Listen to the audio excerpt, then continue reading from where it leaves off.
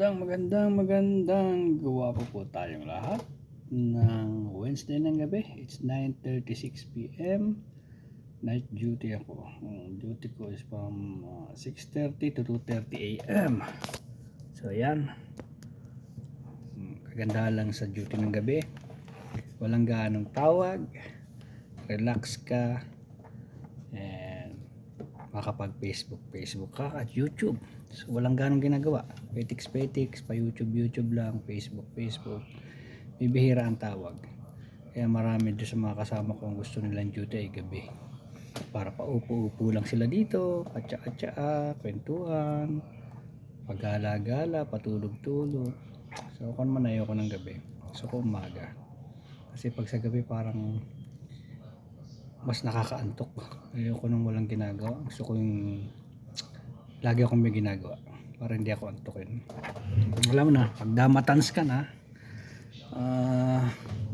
pag natitenga ka, inaantok ka. Puyat pati, kalaban mo puyat. Mahirap na. Pag ganitong may edad na, mas gusto mo na lagi ang matulog. Pahinga. Kagandahan lang ito, nakakapag YouTube, nakakapag search sa Facebook, sa YouTube, ng mga business na pwedeng gawin pag case mo yun sa Pilipinas. May mga mangilan-ngilan na tawag, pero bibihira. Karamihan naman puro reset password lang.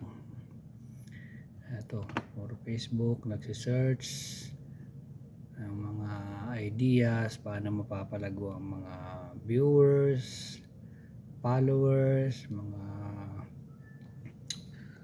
makakukuha ng magagandang comment, may share yung mga videos mo.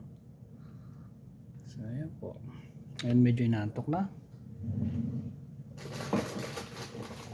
Ay ito. Ito ang ating isang sikreto. Kaya natin yung nantok. Makalis na nantok. Masarap din naman siya.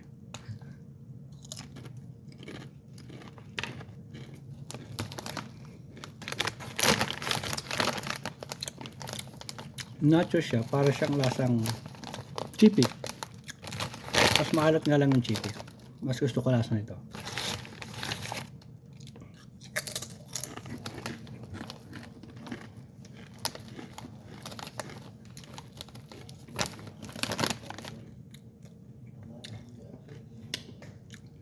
At yung kape ko kanina, baka hindi ka pa ubos.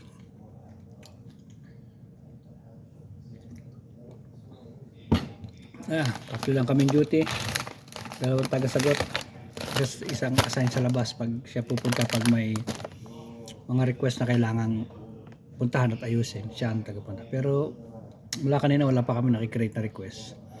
Kaya yun, petiks lang ako tulog sa tabi. Yung isa naman nanonood din ng video.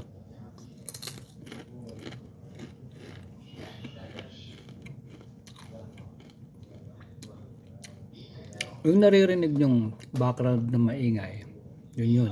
Nanonood siya ng video. Kanya-kanya kaming paraan dito para malibang. Kasi pag hindi, antokin ka talaga. Ang hirap ng kantong duty. Kaya walang tao. Ayan o, wala.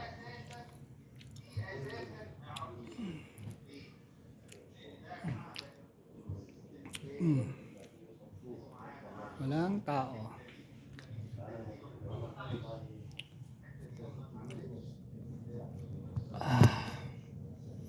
Eto. Yan lang ang aming trabaho dito kapag gabi. Ubus oras. Magsa-search ako about negosyo. Yan, may tawag. Katulad yan, may tawag. Sandali lang po. At sasagutin muna natin ang tawag. Customer Care Center, good evening. Ronald speaking. How can I help you?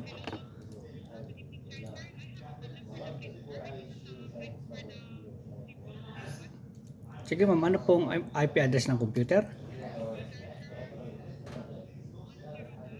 Okay. Okay. 208.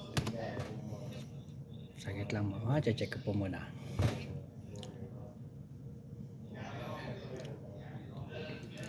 Connected na po ako.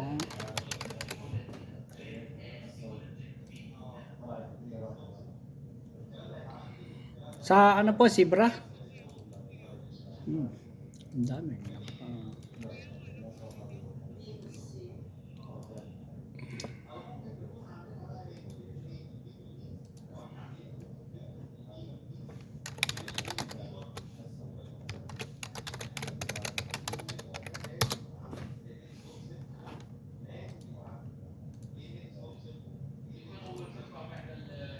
Nakakonect po yun sa USB dito mismo sa computer na to nakakonect. Yung printer po dito mismo nakakonect ha.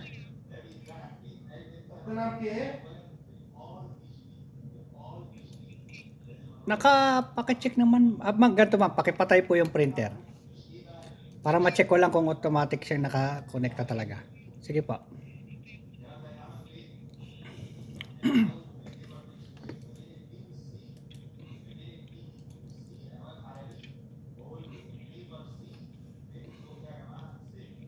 Sige po. Pakibukas po ulit.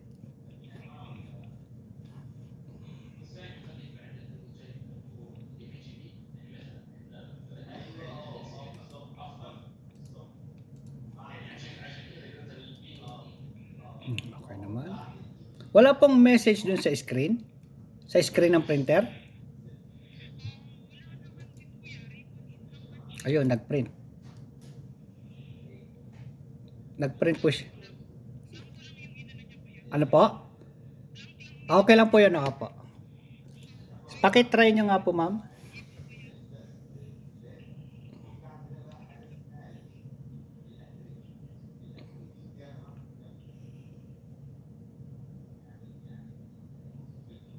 Okay na. Okay po. Okay, welcome po, ma'am. Bye-bye. Ayan, meron tayong isang tawag. Problema sa Zebra printer. Naayos naman natin via remote. Yung problema, kailangan lang i-refresh yung Zebra printer. Turn off and then turn it on again. So, ganun lang mga trabaho namin dito. I-remote mo. Pag hindi mo makaya, hindi magawa sa remote, kailangan mo create na request and then i-assign sa PC support and then pupuntahan niya sa site. Then doon niya ipipix. Pero kalimitan naman ng mga tawag is manageable naman through remote naman. Naayos naman via remote. Yung mga hindi lang maayos pag mga PC cannot open, ganyan. Pag cannot print, tapos kahit dito i-try mo, hindi mag-print, may problema. Kailangan puntahan. Minsan kasi yung user, meron kang hinihingi na information, hindi niya maibigay information na kailangan mo, kaya hindi mo siya ma-remote. So, pag mga ganun, ayoko na mag-aksaya ng oras, ayoko na makipagtalo. Kinikreate ko na lang na request, and then ina-assign ko sa PC support. So, yun po ang buhay namin dito. Opo.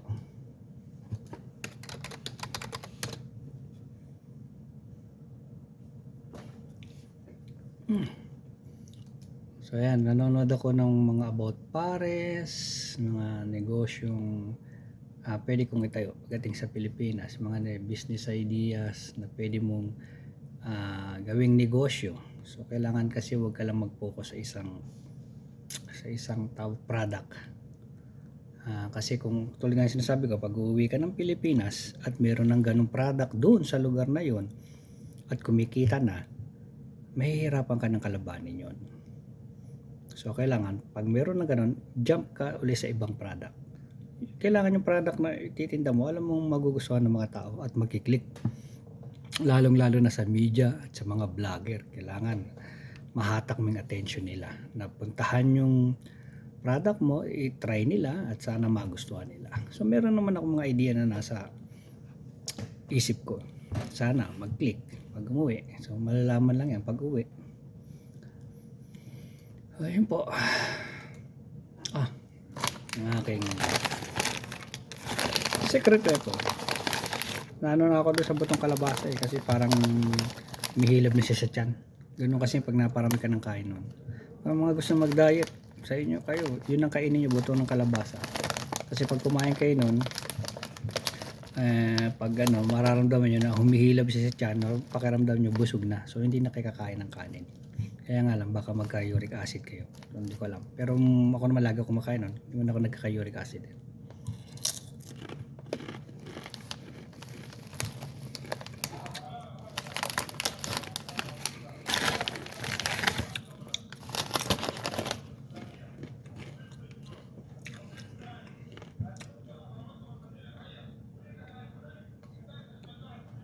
So ayun po.